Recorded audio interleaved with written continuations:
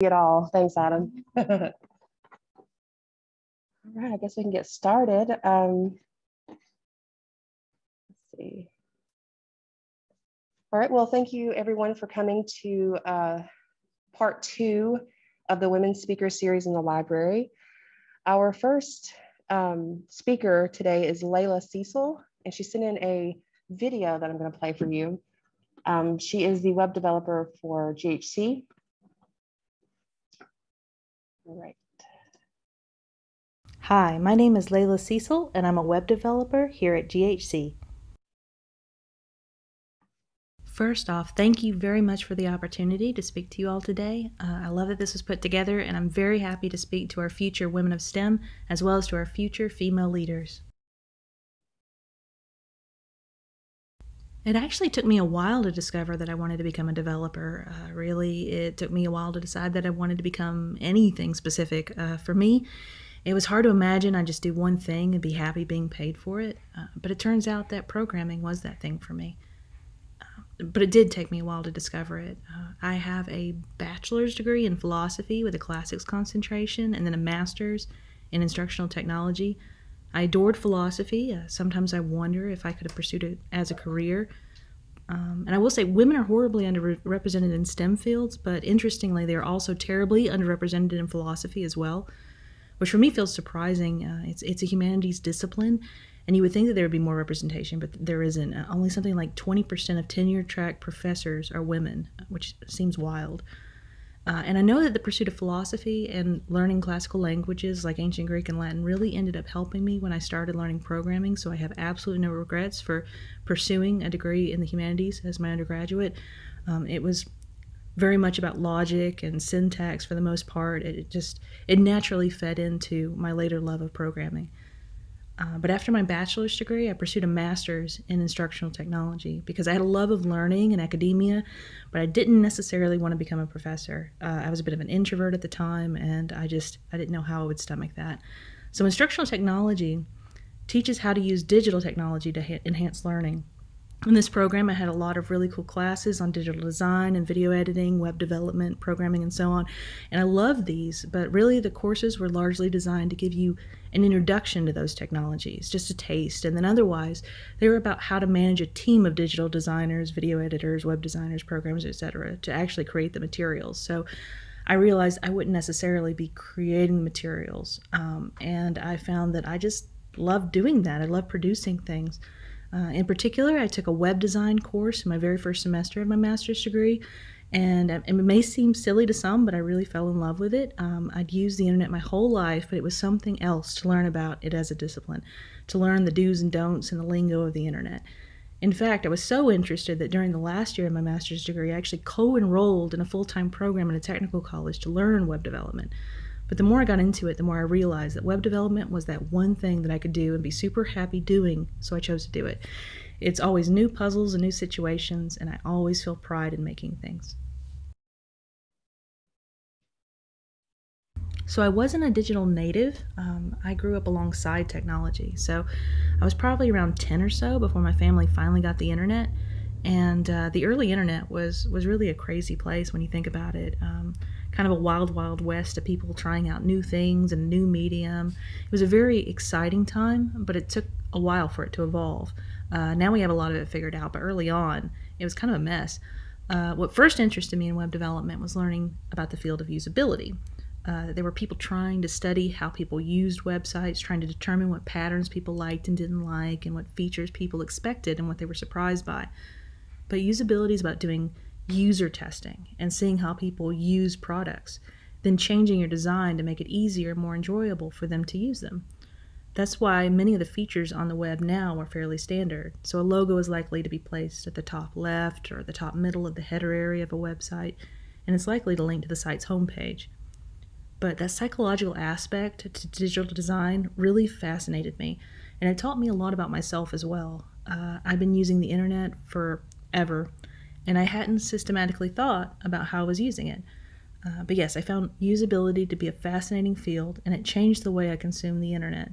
So now I'm constantly analyzing and judging sites based on usability research, and otherwise, I had never experienced that before.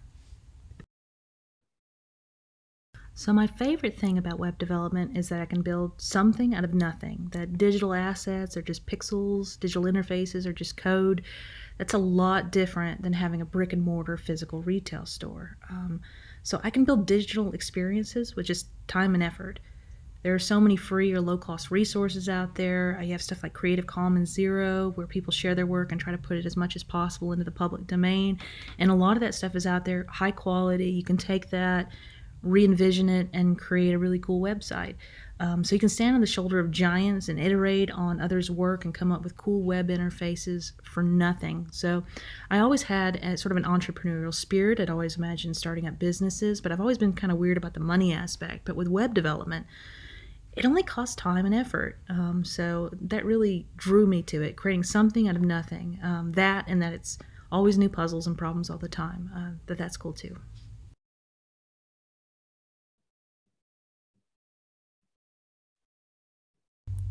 Everyone can get this, but for women, and particularly women in STEM, the threat of feeling like you're an imposter or like you aren't as competent, qualified, or good enough for your job as you should be, and worrying that people will find out that you're not good enough, it's very real.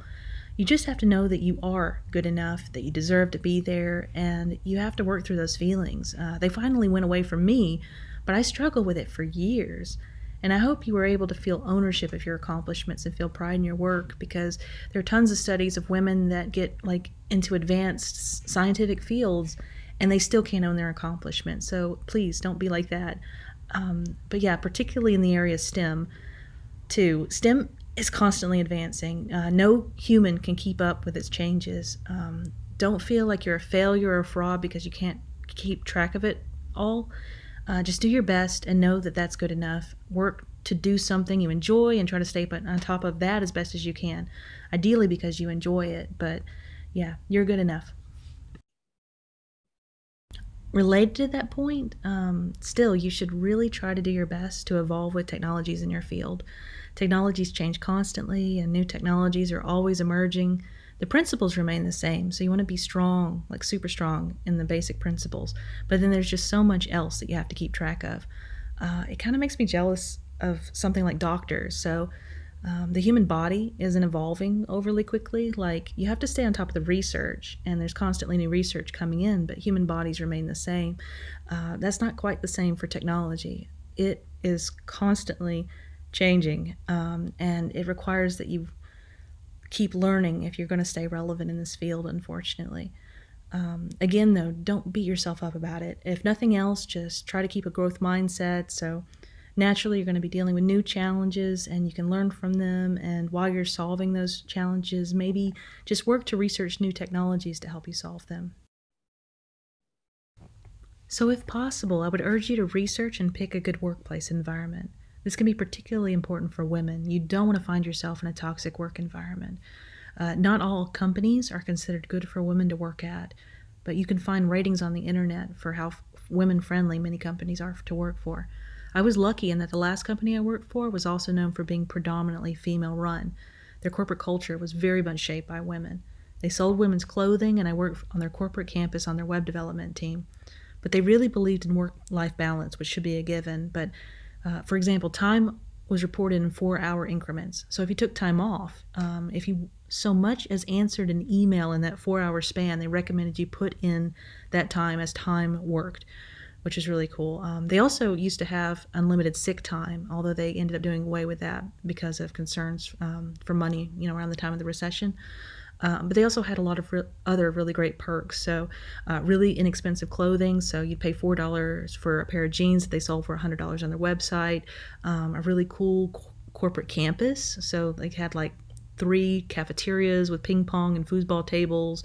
They offered free drinks, 24-hour gym, free health clinic. They had a box where you could put your shoes and a cobbler would come by and fix them for you. So I hope you guys are aware that in tech there are some really cool situations out there for you to take advantage of, and hopefully you can find one of those. If possible, while you're starting out, I recommend trying to find a good fit on a good team. Again, this can be hard when you're starting out because you're likely to try to find any job that'll take you.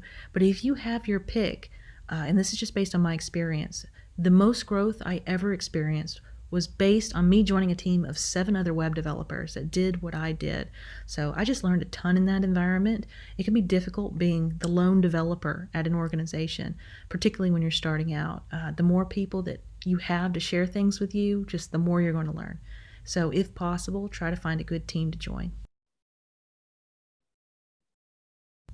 So in my current department, there are 6 women versus 20 men.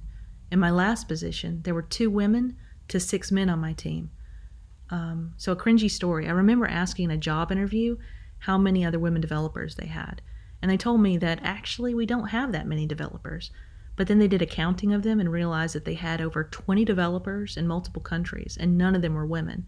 Still, though, when I left the interview, they pointed to numerous women around the office in marketing and such and saying, "See, there's a girl. Oh, there's a girl," just sort of mocking my question. So take that for what it is. So I just wanted to quickly poke fun at myself about this. I am very guilty of this. I don't know how to stop being guilty of this, but I worry for not coming across friendly enough in text-based communications, and I use exclamation points with abandon. And I'm probably going to get self-conscious about this moving forward, having called myself out. But in terms of being a woman in work, if you end up doing this as well, then join me because I don't know how to stop. So women are more likely to take on what are called non-promotable tasks. This is extra, thankless work that does not end up resulting in career advancement. Sometimes it's extra office work that you're asked to do, or sometimes it's just things like planning parties that maybe you would do naturally, or maybe it's just sort of expected that you do. But some studies claim that women do as much as 10% more work than men because they agree to do these kinds of additional tasks.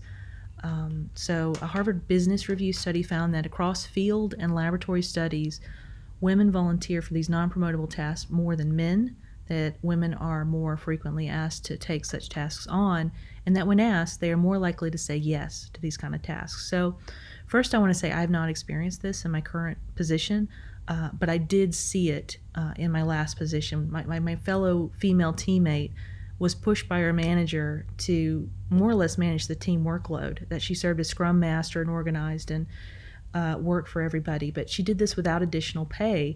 And despite being told that this was a worthwhile use of her time, when it came time for her performance review, even though these efforts took a good deal of time, effort, and initiative, they were very much downplayed. And I remember sort of the starkness of how it was presented versus how it ultimately fed into the furtherance of her career at that time. So, I mean, what do you do? I mean, I've heard this discussed in women's groups as well, that people are aware of this sort of extra work, and some people see it as part of a larger game. But in terms of whether you take on these tasks or not, I leave it to you, but just know that it is a pitfall. So this is one that I have experienced, and I love that it's been given a name. I didn't experience this in school, and it really took for me to get in a work environment for this to become a thing, but it's very much a thing. So again, I haven't experienced this as much in my current role, but when I was part of a larger team, so a woman would bring up an idea in a meeting, and it would be ignored, only for a guy to bring up the same idea a minute later and for everyone to love it. And maybe a couple of people would pick up on this. My female coworker and I always would. And we'd make comments later like, "Dang it, you forgot to wear your mustache today," to acknowledge that it happened and to bring some sort of levity to the situation. But it ended up happening so much that we ended up developing a coded gesture to signal that would call it that it happened. So if you imagine coughing into your fist, but then lifting your index finger below your nose to form a fake mustache, we do these fake mustache coughs whenever this occurred, which was actually painfully often. So I want to stress how much I love the work that I do and how lucky I feel that I've been able to do it. Also, though, I think it is worth looking up the literature about the various pitfalls that can exist for a woman in the workplace, particularly in a STEM field. I myself haven't experienced anything overly bad or sinister. That said, I have seen that some behaviors are just pernicious and weird, and it helps to know that it's not just happening to you. But for any woman looking to pursue STEM and leadership, know that you are awesome. and that you have the power and ability to do great things. Thank you again for letting me speak today. And I'm so sorry for not being there in person. I don't know how this sounds, comes across, whatever. I apologize. But if you want to reach out to me for whatever reason with any questions, concerns, whatever, you can reach me at my work email, lcecil@highlands.edu. But please trust that any emails from me will have a ton of exclamation points because there's just no getting around it. I wish you guys a great day. Thank you.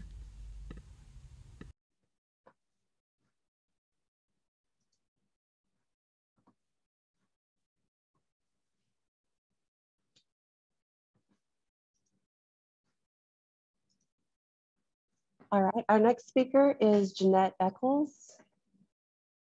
Can you hear me, Jeanette? Yes. Let's see. Can you hear me? Yes. Turn my video on.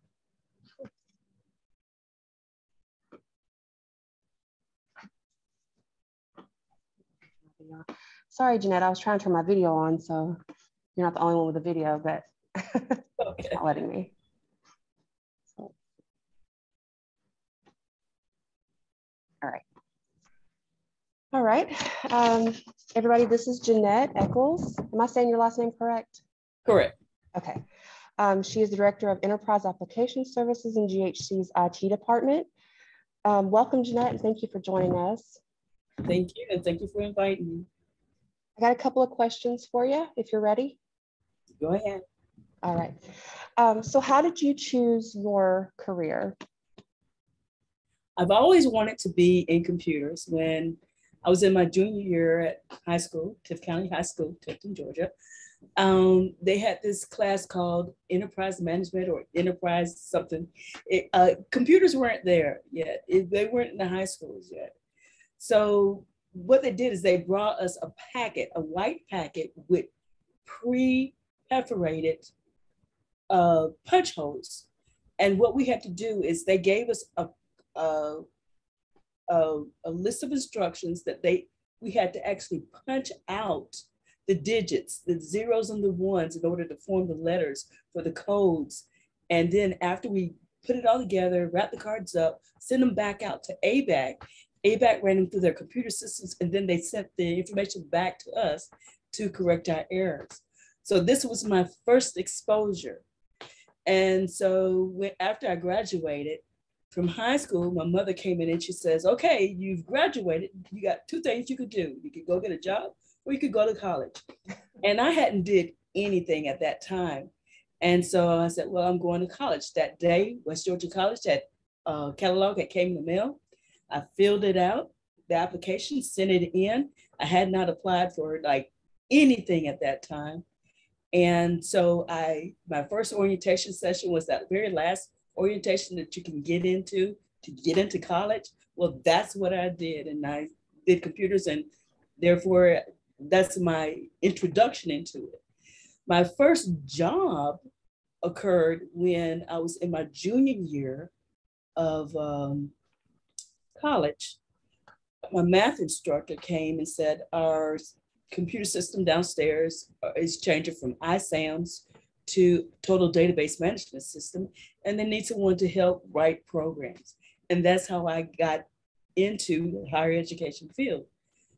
From there, I went into as a casual labor. And after I graduated, the casual labor position ended. And they had a position open in the system support area. Well, got hired into the system support area, and that's where I started getting this exposure to the IBM 4341s, the tape management systems, the disk drives where you had to pull disk out and push it back in because the disk could only hold so much. So that was my first exposure to just large computer equipment. After being exposed to that, a programming position came back open in the computer center, and they asked me to come back up. Well, I had my managers at that time were fighting for me, I guess I could say like that. That's and nice. one said, if you stay in this position, we'll raise your salary. I said, okay, I'll stay. Well, the other manager didn't like that because he wanted me back in programming. So the compromise was that I would go back into programming, but when I left the network support system, I would take some of my responsibilities with me. So that's how I got exposed. That's how my career started. And I've been in it and loved it ever since. I love very both interesting. programming as well as the hardware. I'm sorry? I was just saying, that's very interesting. Thank you. Our next question is, what first interested you about your career field? I guess that kind of goes into what you just shared with us.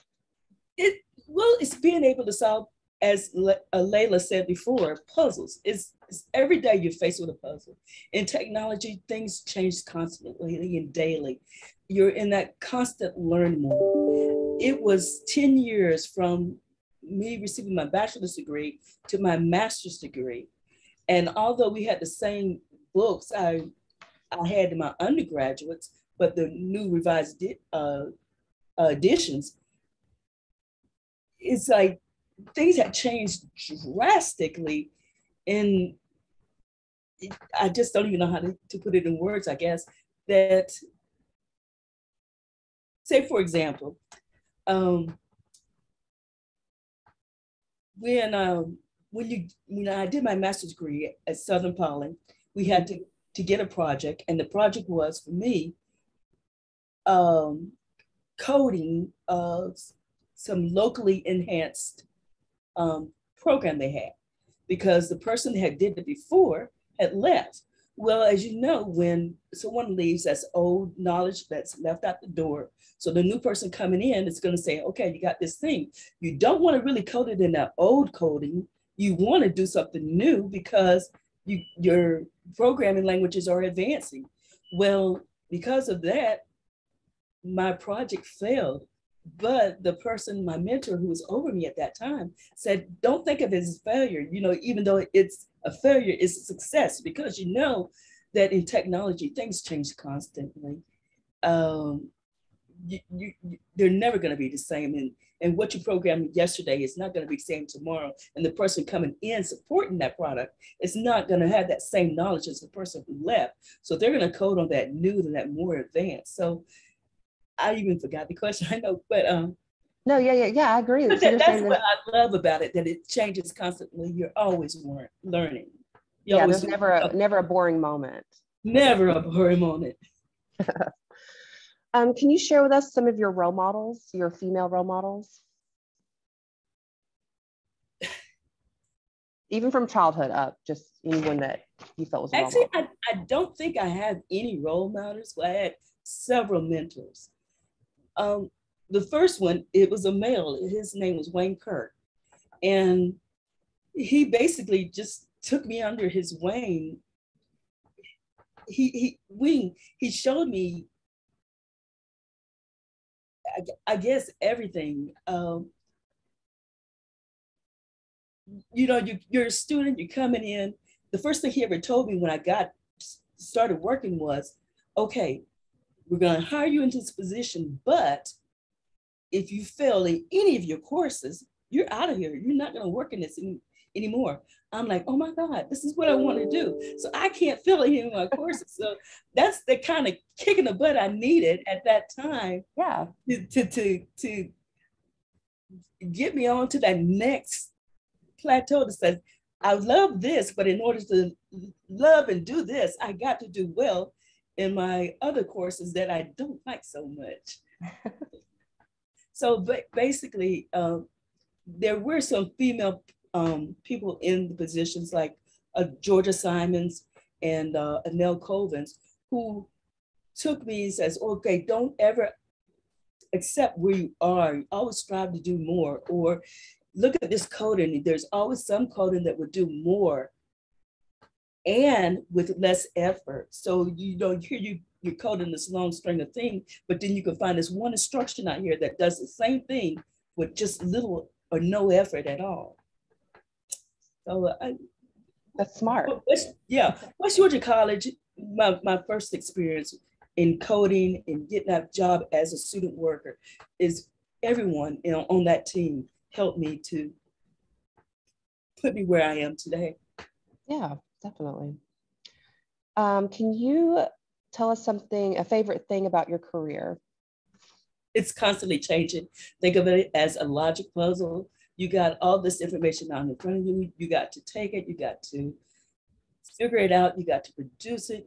Somebody wants this, but you got several different places where you can go and retrieve that information, and you got to put it all together and make it to where they can understand it or use it in an acceptable report or visual. It's just like Layla said, taking nothing and making something out of it.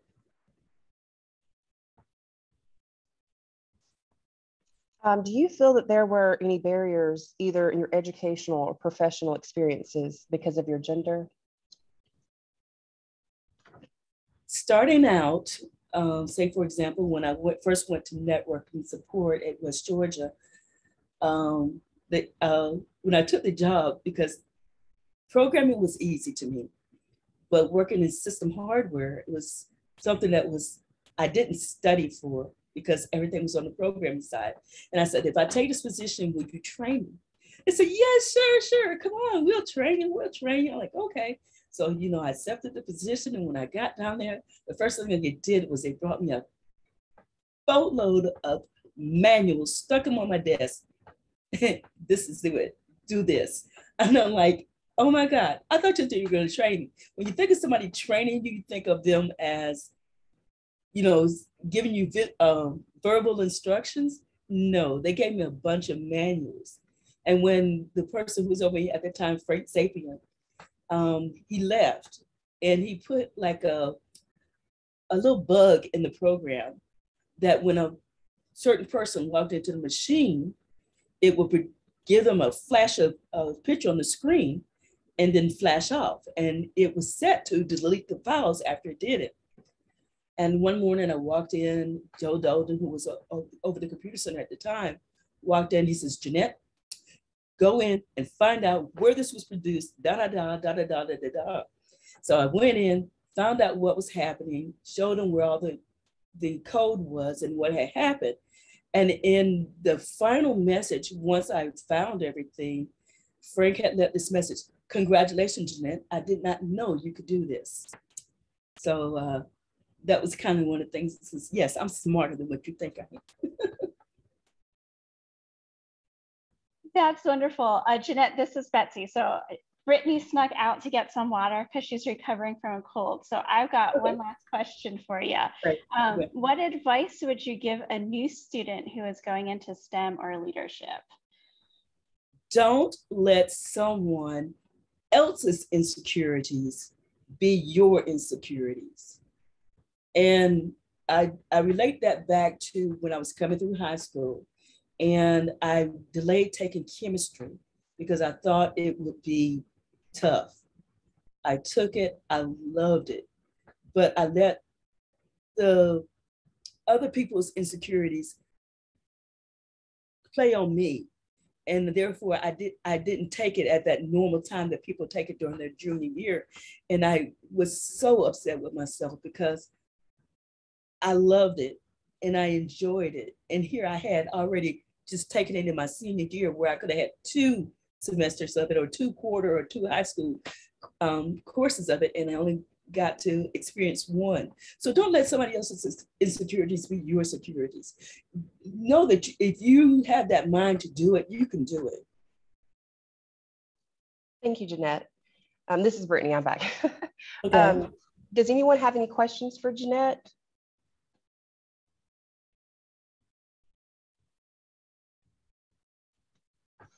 I do have one question, just Okay. random.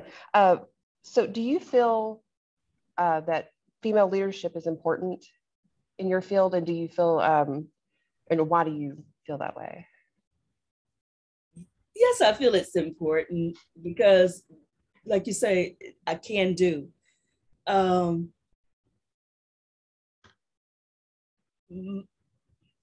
thinking back over the supervisors that I have. I have never had a female supervisor.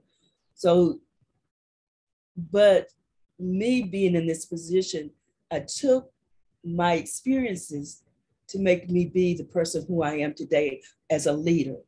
So things that happened to me in the past, I didn't want to push onto a team that was under me. So therefore, I took how I was treated and made sure that I would take that into consideration when supporting a team of my own. That's amazing. Well, thank you, Jeanette. If anybody has any questions for her later, you can reach her. Is it jeckles@highlands.edu? Correct. Yes. And I'll put that in the chat box. But thank you, Jeanette, for sharing your experiences with us. We are truly appreciative of you being here today. Thank you so much.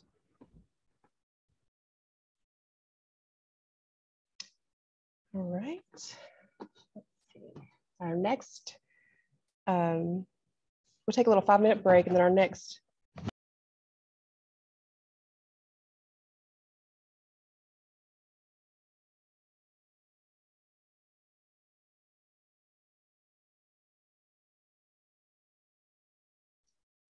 Hey, Maya, can you hear me?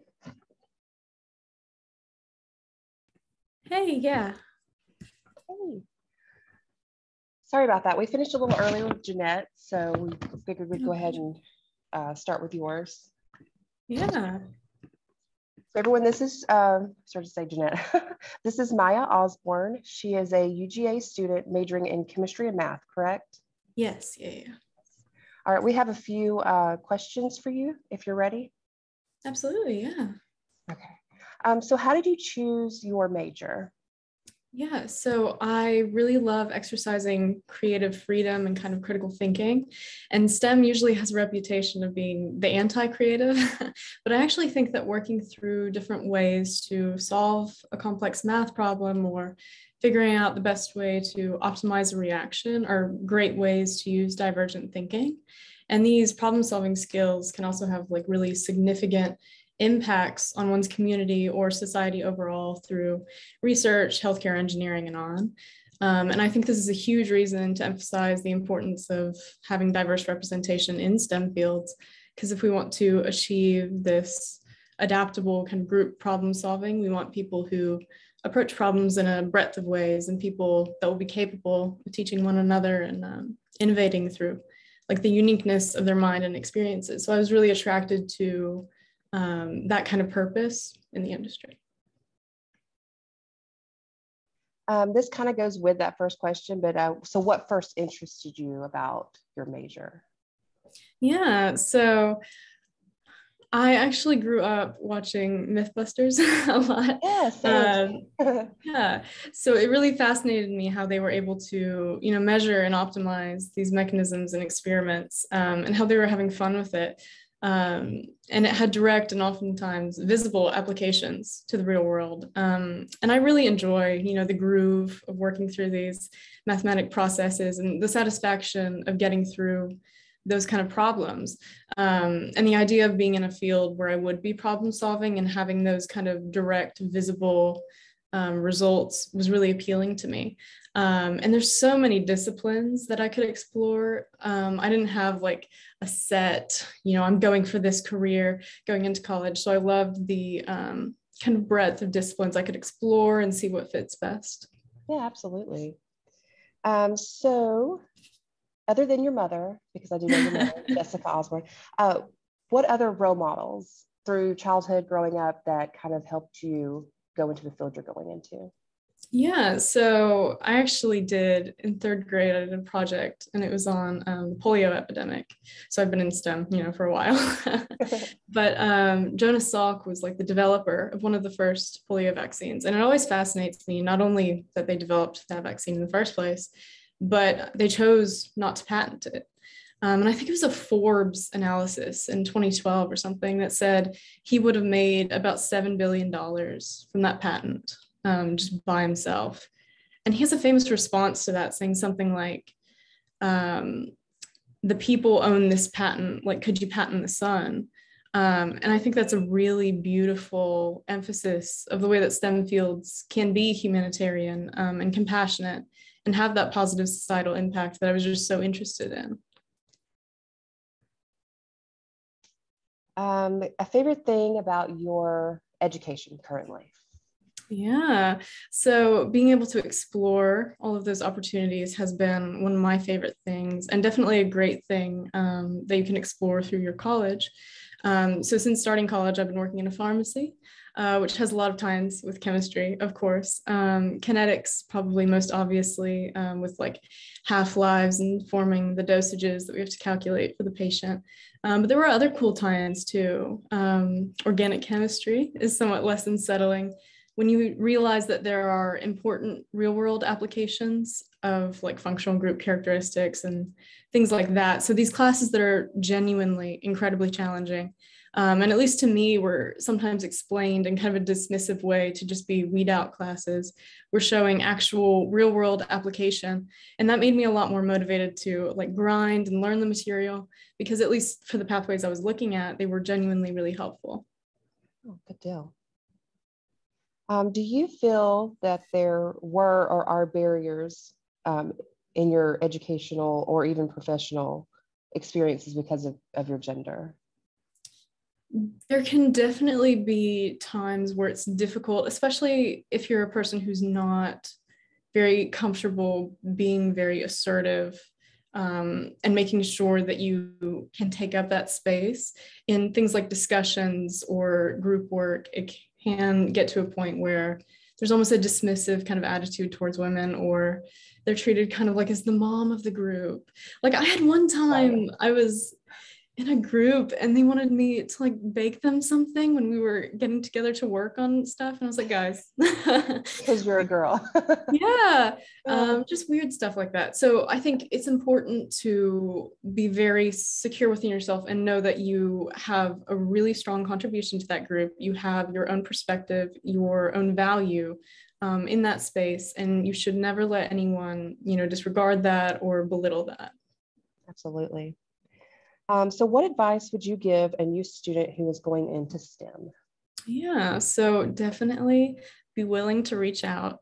I used to be very anti-study group because I was like, oh, we're all just gonna, waste time. But recently I've been actually converted. Maybe it's those upper level science courses, but it's just changed my state of mind. So some of this is just knowing yourself and your study habits, but I underestimated the value of having people to hold you accountable, and how explaining material to another person, even when you feel like you already have such a good grasp on it, can increase your comfortability so much more. And that kind of goes hand in hand with going to office hours, which was really uncomfortable for me reaching out in that way. But that can be beneficial not only to clear up kind of misconceptions about the material, but also building a relationship with those professors is so important, not just for finding research, but also just for like possible recommendation letters. Being more comfortable asking questions in class when you already have that relationship is so important. And that also helps with having relationships with people in your class, which can be formed through those study groups, things like that. I absolutely agree. So does anyone have any questions for Maya? I'm really happy that you were able to join us because I wanted a student's perspective as well. Absolutely. Thank you for having me. All right, I have a question for you. Among the other questions I've already asked, how do you feel, or why do you feel, or do you think that female leadership is important, and why do you feel that way? I absolutely do think it is. If STEM is the pursuit of problem solving, having those different approaches and different understandings of problems are so, so vital to achieving that kind of adaptable thinking, that holistic kind of approach. So when you just have like a board of just all the same kind of person, people who've had very similar experiences, there's not much deviation. In that way, it can be really difficult for people to find, different solutions, different approaches. And that's in a breadth of disciplines, from healthcare to engineering to all of those things. And I feel like the best kind of comparison for me in school right now, whenever we do group work in like my calc classes, we'll get this kind of intentionally very difficult problem that does have multiple solutions. And if you have a group of everyone who's approaching it the same way, you'll just hit a wall at some point because no one will know a different way of doing it. Like you have to have that adaptability, that person who's going to lead the group in different directions. Absolutely. All right, let's see. Let's see, any questions in the chat box? All right, well, thank you so much, Maya, for joining us and sharing your experiences with us. We truly appreciate it. Absolutely. Thank you so much for having me again. Well, first of all, this is Travice Obas. She is a communications instructor here at GHC and always looks lovely. Thank you. So we just have a couple of questions for you, and just, if you're ready, I'll go ahead and start asking. Okay. So how did you choose your career? So that's actually a very interesting story because my undergraduate degree is actually in theater. And I really thought, I was going to go conquer Broadway or end up on some film set in LA. And my family looked at me and they were like, are you really ready to go to New York or to go to California by yourself? And I realized that sadly I was not. So my dad was like, you just need to go ahead and get a master's degree. So I actually ended up applying like 2 weeks before the deadline and did get in to my dream school. And I studied organizational communication. And that first semester, I had one of my teachers come to me who taught a health communication class. And she said, you did a really great job at this presentation in which I had to talk to healthcare professionals about how to improve efficiency in their organization. And she asked me to start teaching a business and professional class. And it was college seniors. So I was only about a year and a half older than them. And so honestly, I fell into my profession. So it's 22 years later and I have never stopped teaching. I could totally see you in theater. I could do, yes. That's amazing. So what first interested you about your career field? Well, that's where I will say I really feel like I found my niche. I do think there are different ways to approach communication, and I assume most people's connection to communication is the public speaking aspect of it, and that terrifies most people. But there's so much more to communication. And if you think about the fact that we communicate on a daily basis, we share our thoughts, our ideas, we communicate what we want to eat, how we're feeling. And it's something that we've been able to do since birth. So part of what I get to do is showcase to students, okay, this is what you already do. How can I help you do it better and more effectively? And that improves their relationship. So for me, I approach my career and what I do as more educational training and development more so than teaching, because I'm not really shedding light on anything brand new. It's just more understanding your environment and how you can improve your communication. Absolutely. In every facet. Yeah. And that is true, because I'm one of those people that struggles with speaking in front of people. So do you feel that there were or are barriers either in your educational or professional experiences because of your gender? Definitely. Most of my professors, other than the one that I alluded to earlier, were male. And that was pretty much the dominating force. And not to say that that was not a bad thing. I think a lot of my structure and my understanding of the concepts related to communication was formed by their passion and their drive for the content and the subject matter. And so I would say for me, my experience both on being a female, but also being of a minority race, I did have to work a little bit harder and understanding that it's okay to be different and knowing what I bring to the table. But I was also just surrounded by professors that cared and wanted to see me succeed. And so I was very blessed and very fortunate. Yes, absolutely. That makes all the difference for sure. What advice would you give a new student who is going into STEM or into leadership? Both of those are very tough fields, either way you look at it. I have probably more experience on the leadership side. When I started to get asked to take on more responsibilities within my department, I was like, I don't know if I'm ready. I appreciate the faith that you have in me, but one of my first forays into leadership came at the hands of my then Dean, Renva Watterson. And Renva had come to us from Shorter to become the Dean of Humanities. And she had just recently taken on the helm of being the president of the Georgia Communication Association. And she really felt strongly that whoever she helped guide and transition to that position needed to be a female. And so I appreciated that she had faith in me and she encouraged me and guided me. So that was my first experience, just being kind of handed the reins and said, you know, I trust you, but I'll also guide you. So I feel like that would be the advice that I would give to anybody also interested in pursuing leadership opportunities, is that when they are presented to you, take advantage of that. I know it might be scary. I know that you might feel inadequate because I've been there. But if you are being asked to do that, there's something that is being seen about you that is helping that person say, you need to take this leap and you need to take that next step. And so those opportunities that were handed to me and entrusted to me in the early stages of my career have helped me then navigate even bigger opportunities, but then also bring up my female colleagues along the way. Absolutely. And making sure that they're in that space as well. Yeah, because you're kind of a trailblazer when you do that. Yeah, absolutely. You don't want to just get there and be like, okay, I'm here. It's really important to reach back and ensure that other people who have similar interests or have that idea as well, that you help them and you encourage them. That's amazing. Yes, absolutely. Does anyone have any questions for Professor Obas? We'll give it a few minutes. Okay. I know Miss Wall is on. Yes, she let us know about your finishing class. Rachel, did you have a question?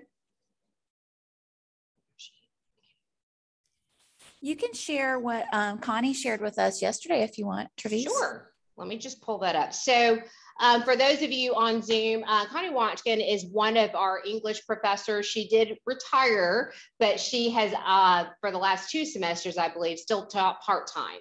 And she also works with our students in the Writing Center and the Tutorial Center. And for the last, Rachel, correct me if I'm wrong, at least 10 years, we have all tried to do something related to Women's History Month. And sometimes we show films and we engage our female and male students with some of the disparities we see amongst men and women. And so Connie has been a big proponent of that. She has been the former president of AAWCC. I hope I got that acronym correct. And it's the American Association of Women in Community Colleges.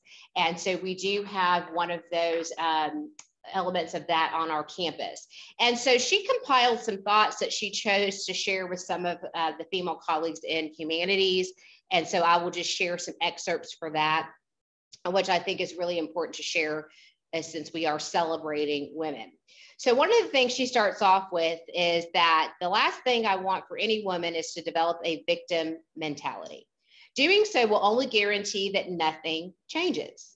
Rather, I hope and pray that every female, including my daughters and my granddaughters, realize that just because things aren't fair now, they can still thrive and live their best life.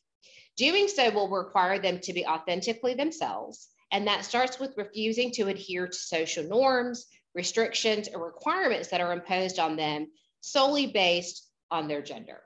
And I just thought that was just a powerful statement. Absolutely. She does have a couple of interesting quotes, and for those of you who might be listening, you might be familiar with some of this content, but it is worth sharing. When it comes to females in leadership, this is some of the statistical data. Of the 500 CEOs that run the largest Fortune 500 companies in the US, only 41 of them are female. So let that sink in.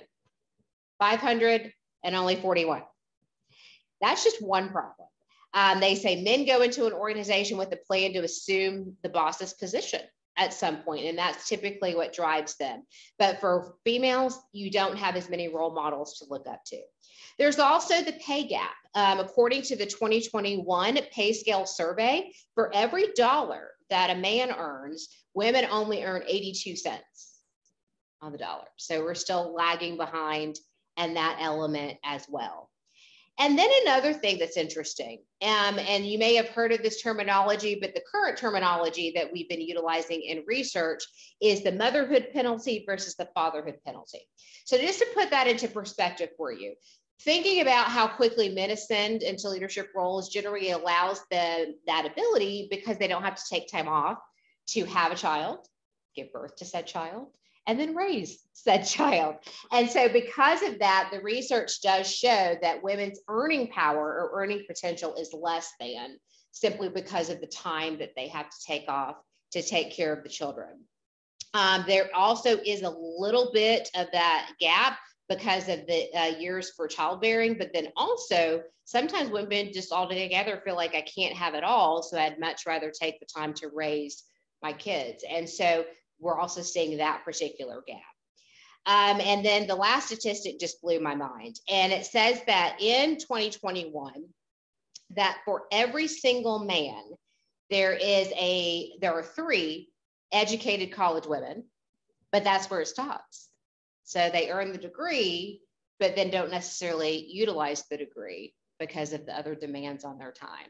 And even if you are in a balanced kind of household where both men and women, value the workload, putting the kids to bed, that type of thing, the research still shows that mothers pay a greater price in that concept. So those are just some of the few things that Connie mentioned that were good to read. And most of these, because we're in that field and we talk about these things a lot, we're aware of, but I thought it was important to share that with our viewers. Absolutely, today. that brought to mind, I don't know the exact percentage, but when the pandemic hit, the amount of women who were out of work because of children. Right, childcare. Yes. Right, because you have to make that choice, right? Yeah. Do I work just to simply pay for childcare, or do I make the decision to spend that time with my kids and not have a career? Have a career? Yes. So the struggle is real. Well, thank Connie for us. Absolutely, Sure. I will definitely do that. Yes. Are there any other questions for any of our viewers? You have anything, Clifton? I was going to say, Mr. Puckett, you're sitting back there. I do have one question. I had some extra questions just in case. So do you feel that female leadership is important, and why do you feel that way? I do think female leadership is important. And last October, right, Clifton, when we had the business leadership panel, and I had the privilege of sitting on there with Dr. Jeanette Eckles, who is our interim president, Sarah Coakley, who's our provost, or interim provost, and a handful of our women deans. And all of us really had the same perspective, that it's nice to see one of your own. And whether you emulate how they do things, just the fact that of their very presence gives you the opportunity to think, hey, I can do that. If you can see her, you can be her. And that's a tagline from a movie that I show usually every year during Women's History Month. It's called Misrepresentation.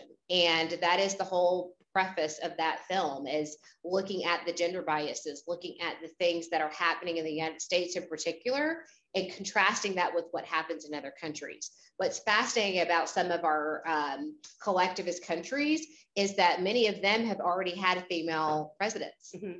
And yet we are still lagging behind in that in the United States. We're getting a little bit closer. We have our first female vice president. So that's exciting. Yeah. But hopefully we can get to that top tier position at some point.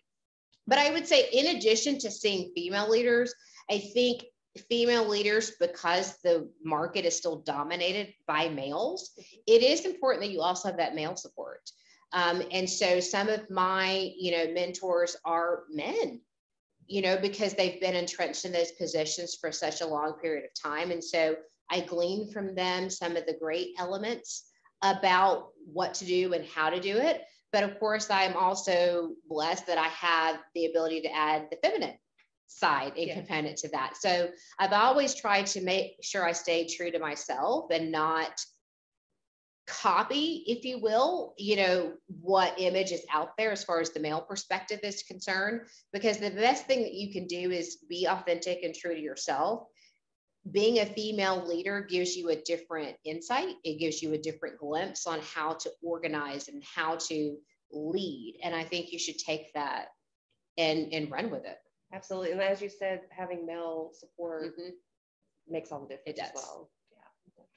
Well, if we don't have any other questions, thank you so much for joining us and sharing your experiences with us. We appreciate it. No problem. Thank you. And thank you all for joining us. Bye, everybody. Bye.